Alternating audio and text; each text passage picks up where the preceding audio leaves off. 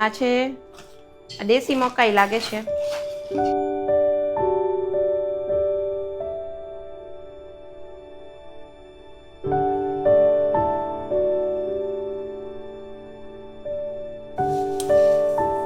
Hello નમસ્તે friend, તો સ્વાગત કરું છું ફરીથી બધાનું એક નવા વિડીયોમાં. આજે થઈ ગઈ છે સોમવારની સવાર અને સવારનું જે કાંઈ બી રૂટીન કામ હોય એ બધું થઈ ગયું છે. અને અહીંયા સવારના કચરા પોતા થઈ ગયા છે અને હું અહીંયા કાર્પેટ મેં કીધું ચલો પાથરી દઉં અને થોડો પંખો સ્ટાર્ટ કરી દઉં. અને આ જે કાર્પેટ છે મારા હસબન્ડ લાવ્યા હતા. મેં આની પહેલાંના પણ વિડીયોમાં કીધેલું હતું કે અમારા ઘરમાં કદાચ હરેક વસ્તુઓ હું જ લાવતી હશું. 99.99% કહેવાય ને કે 0.1% એવું હશે કે જેમાં મારા હસબન્ડ કંઈક લાવતા હશે ને એમાંનું એક છે ખાલી આ કાર્પેટ. ઘરની કોઈ પણ કાર્પેટ હોય ને નાની હોય મોટી હોય એ બધું જ સિલેક્શન મારા હસબન્ડનું હોય. એમને ક્યાંક ગમી જાય તો લઈ લે, ઓનલાઈન ગમે તો મંગાવી લે. આ વાળી વ્હાઈટ છે ને પણ એ જ લાવ્યા હતા. અત્યારે થોડો સમર સ્ટાર્ટ થઈ ગયો છે ને તો મેં કીધું લાઇટ કલર છે તો એ જ રાખીએ. અને જૂની હતી એ મેં વોશમાં આપી દીધી છે અને આવી ગઈ છે તો એને મેં પાછી પેક કરી અને મૂકી દીધી છે. અને અત્યારે જો બપોરે લંચમાં બનાવવાનું છે સોર્ટેડ વેજીટેબલ્સ.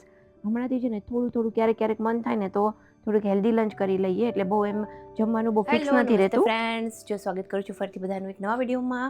આજે છે સોમવારનો દિવસ અને એકદમ સરસ મજાનું હેપી જે દિવસની શરૂઆત કરી છે. કેમ કે કહેવાય ને કે અમુક જે ટાઈમ મેનેજમેન્ટ કરી લઈએ ને એનાથી બહુ જ ફાયદો થાય છે. હમણાંથી છેલ્લા 1.5-2 મહિનાથી હું એ જ રીતના પ્લાનિંગ કરું છું ને. સેટરડે અને સન્ડેમાં હાફ ડે હોય કે કોઈ એક દિવસમાં આખા વીકનું મસ્ત પ્લાનિંગ કરી લઉં છું કે જેથી કરીને મંડે છે, સ્પેશિયલી મંડે છે ને બહુ હેક્ટિક ન લાગે. અને આજથી પ્રહારની સ્કૂલમાં એક્ઝામ પણ સ્ટાર્ટ થઈ ગઈ છે તો મેં લગભગ 10 દિવસ જેવી એક્ઝામ રહેશે. પછી એને થોડાક દિવસ 10-11 દિવસ જેવું હોલિડેઝ પડવાની છે અને પછી ફર્સ્ટમાં આવી જશે. તો બસ જો આ બધી વસ્તુ છે. અત્યારે માસી રોટલી બનાવે છે અને આજે મારા હસબન્ડને અને અમારે એકદમ સિમ્પલ લંચ કરવાનું છે. એમને રોટલી અને જે કાંઈ બી હું શું કહેવાય કે વેજીટેબલ્સ બનાવવાની છું. ઘણા દિવસથી છે ને બનાવ્યા નથી અને બ્રોકોલી પડી છે, 2 પડી છે બ્રોકોલી. પછી એ યલો થવા મળશે અને પછી મજા ના આવે. યલો થઈ જાય ને એટલે એને પ્રાહાને બ્રોકોલી બહુ જ ભાવે છે. તો મેં કીધું ચલો આજે બપોરે છે ને કંઈ હેવી લંચ નથી કરવું. એના કરતાં છે ને મસ્ત મજાનું શું કહેવાય કે મિક્સ સોટેડ વેજીટેબલ્સ બનાવી નાખું. મારા હસબન્ડને બી ચાલશે અને અમને બી ચાલશે, પ્રહાને બી ચાલશે. પ્રહાને સવારે છે ને લંચ બોક્સમાં થેપલું ભરીને આપ્યું હતું કેમ કે કાલે રાત્રે થેપલા અને સૂકી ભાજી બનાવી હતી. સો બસ જો આજે દિવસની શરૂઆત કરી છે મસ્ત મજાની. ચલો હવે જાઉં છું કિચનમાં. અને આની પહેલાં જ્યારે મેં છે ને સોર્ટેડ વેજીટેબલ્સ નું પેલું ડિનર મેનુમાં બતાવ્યું હતું ને તો મને કમેન્ટ આવેલી હતી 2-3 કે રેસીપી શેર કરજો. તો ચાલો ફટાફટ રેસીપી શેર કરું. અને મેં છે ને સ્ટીમ કરવા તો ઓલરેડી રાખી દીધું છે. બ્રોકોલી છે, બીન્સ છે ને ગાજર છે. ઓનલી 5 મિનિટ્સ જ છે ને એમને સ્ટીમ કરવાનું છે. નહીં તો પછી વધારે કૂક થઈ જાય તો મજા ના આવે. એમાં જે ક્રંચ છે ને એ રહેવું જ જોઈએ. સો ચાલો ફટાફટ જાઓ, 5 મિનિટ થઈ ગઈ છે. ચાલો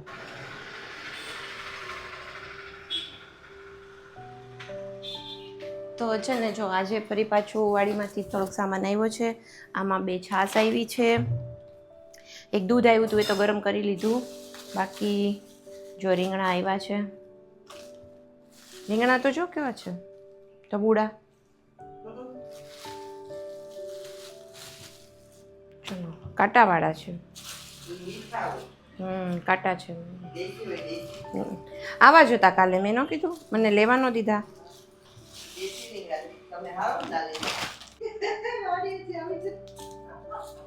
અને આ છે દેશી મકાઈ લાગે છે. મારા મમ્મીને બહુ ભાવે દેશી મકાઈ. તો જો ફ્રેન્ડ સવારમાં આજે કંઈક ને કંઈક વાડીએથી કોઈક ને કોઈક કંઈક લાવતું જ હોય છે. રીંગણા આવ્યા છે, દેશી મકાઈ આવી છે, દૂધ છાશ તો હોય જ. સાઈડમાં 2 સીસા પડ્યા છે ને બંને છાશના છે. અને દૂધ ઓલરેડી મેં તરત જ ગરમ કરી લીધું હતું કેમ કે નહીં તો પછી એ ગામડેથી શું આવતું હોય ને તો એ લોકો એમ કહે કે તરત જ ગરમ કરી લેજો, એટલે ગરમ કરીને રાખી દીધું છે. અને મને એમ થયું કે આ દેશી છે કે અમેરિકન મકાઈ છે, ચલો ટેસ્ટ કરીએ, ચાખીને જોઈએ. એટલે મેં ખોલી એક અને ખોલીને તો એકદમ બધી કૂણી જ હતી. તો મને સમજાણું નહીં કે શું છે. પછી 1-2ના દાણા કાઢ્યા તો પણ ના સમજાણું. પછી માસીને પૂછ્યું કે તો માસી કહે કે દેશી જ લાગે છે, કેમ કે એકદમ ગોળ એના દાણા છે.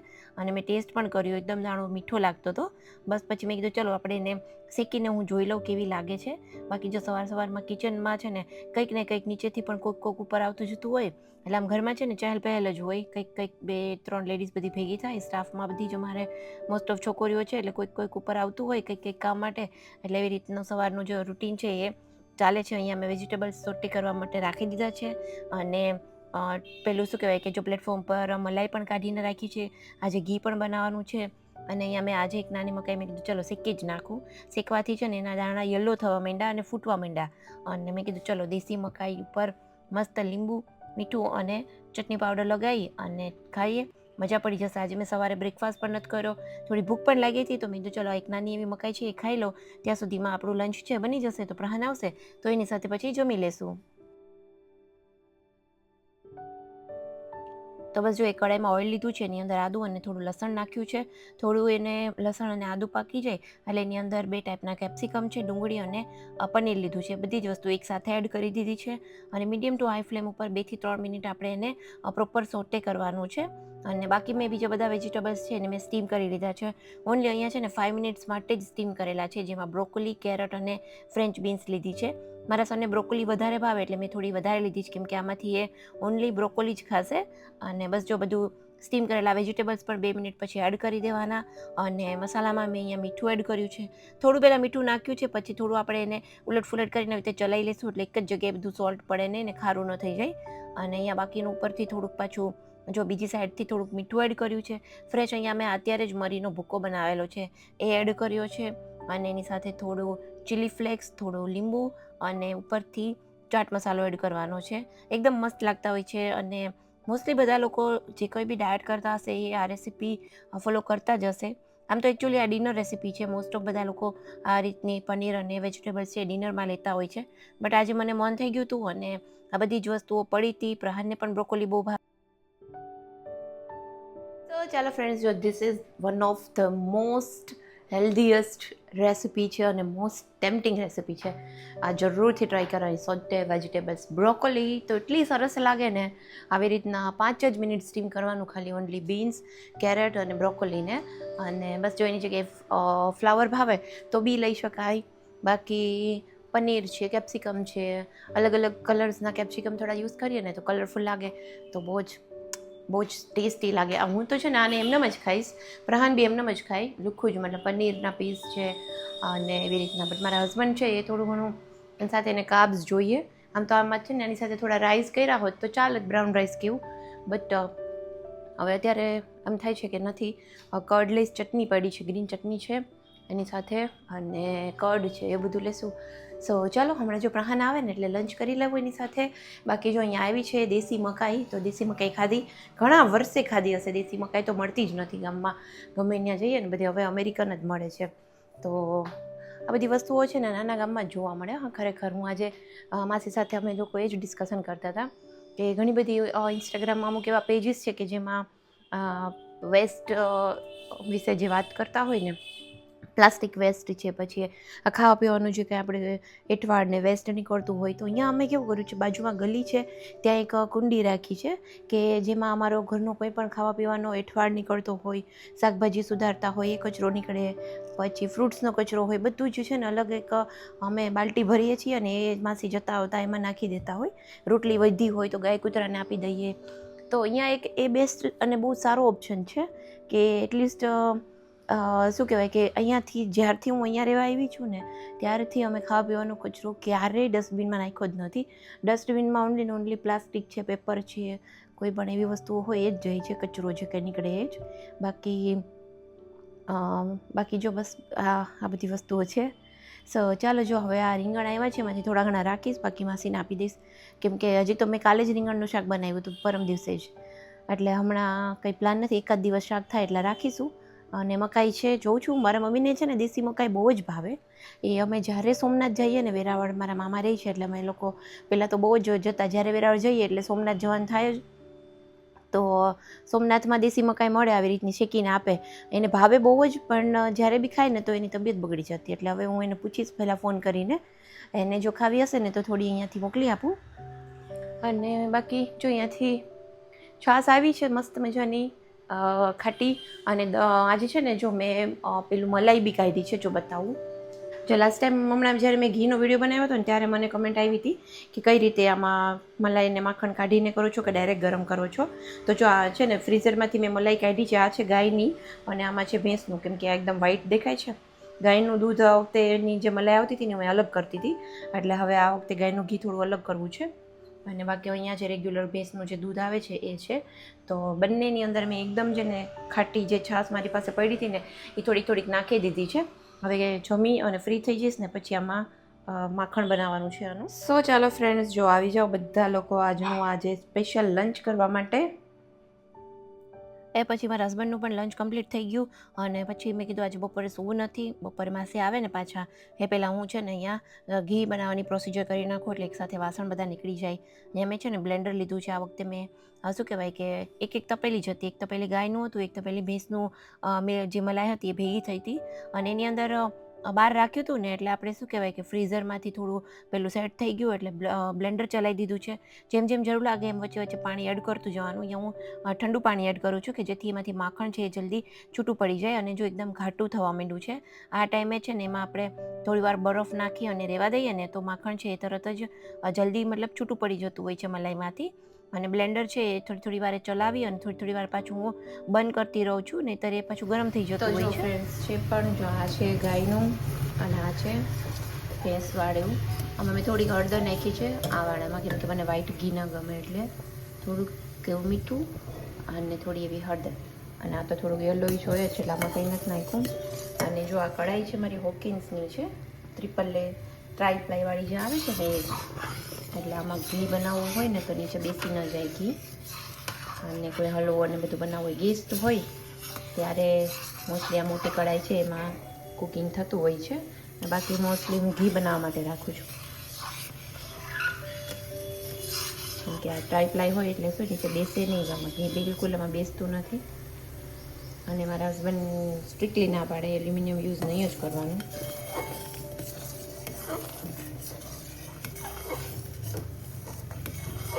ચાલો બરાબર, અહીંયા આપણી ચા પણ બની ગઈ છે. અને નીચે જો અત્યારે મારું ઘી બને છે અને ટેરેસ ઉપર હું જોવા માટે આવી હતી, કેમ કે અહીંયા સોલારનું કામ ચાલુ હતું અને આજે બધું કામ કમ્પ્લીટ થઈ ગયું છે. તો એમને મને કીધું હતું કે એક વખત ચેક કરી લેજો. તો મેં કીધું ચલો મારા એની સાથે જાળવા પણ જોઈ લઉં. અત્યારે થોડું ઘણું અમારે છે ને હજી ટેરેસ ઉપર કામ કરવાનું બાકી છે. અને જો આ સાઈડનું જે સોલાર ફિટિંગ બાકી હતું જે એ પણ કમ્પ્લીટ થઈ ગયું છે. એમ સોલાર ફિટિંગ થઈ ગયું ને એના પછી થોડુંક તડકો ઓછો આવે છે દિવસમાં ત્યારે મતલબ મેઇન ટેરેસ ઉપર.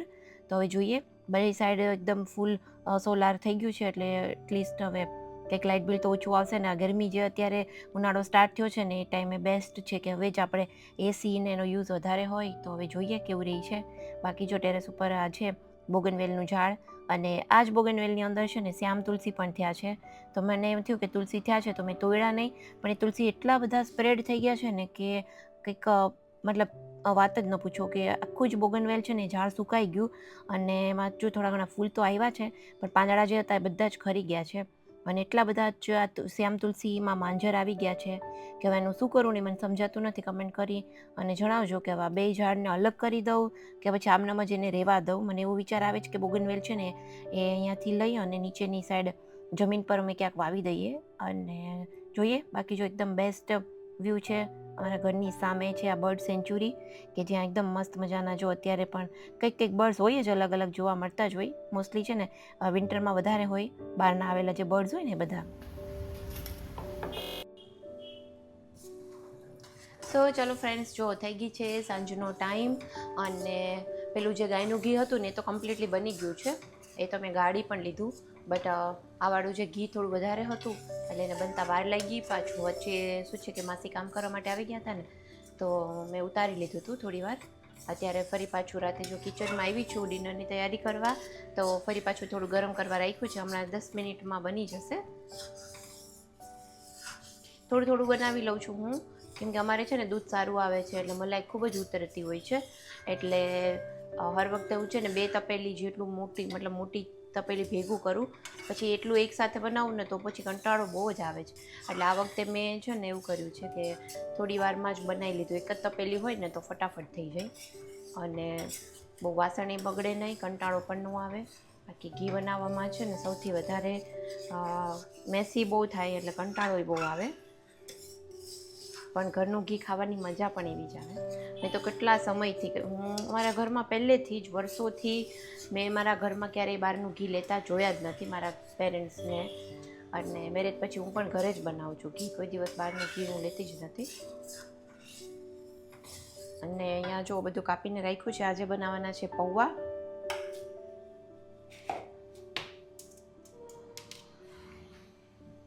અહીંયા પૌવાને છે ને ધોઈ નાખ્યા છે અને ડુંગળીને બધું કાપી લીધું છે. હું છે ને બટેકા પૌવા બનાવું એમાં કહેવાય બટેકા પૌવા, પણ ખાલી પૌવા જ અને ડુંગળી નાખતી હોઉં છું. હું એમાં બટેકા નથી નાખતી. એટલે શું છે કે એક હેલ્ધી ઓપ્શન કહી શકાય કે ડાયટમાં બી ખાઈ શકીએ. આજે છે ને બપોરે બી એવું હેલ્ધી જ જમી છું. સોટેડ વેજીટેબલ્સ ખાધા છે, ઉઠીને ચા પીધી છે. ચા પીધા પછી મને થોડી ભૂખ લાગી હતી, પણ પછી મેં હિંમત કરીને કંઈ ખાધું નથી. હવે જો અત્યારે છે ને પહેલાં પૌવા બનાવી નાખું અને પછી મારા હસબન્ડ માટે ઓનલી 2 ભાખરી બનાવવાની છે, કેમ કે આજે ભાખરી અને મેં માખણ રાખ્યું છે. ગાયનું જે ઘી બનાવ્યું ને એના પહેલાં થોડું જે પહેલાં માખણ બનાવ્યું હતું ને એ માખણ મેં થોડુંક રાખી દીધું છે, એટલે થોડું હું પણ ખાઈશ આજે. માખણ ને ભાખરી ખાવાની અલગ જ મજા આવે. આજે એકદમ છે ને સિમ્પલ ડિનર છે.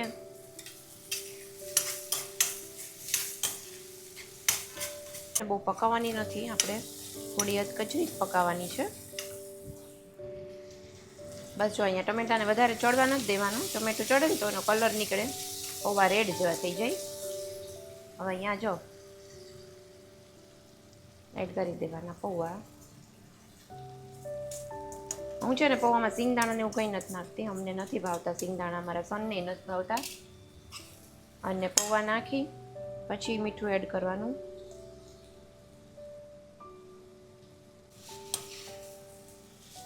પ્રોપર એને મિક્સ કરી દઈશું.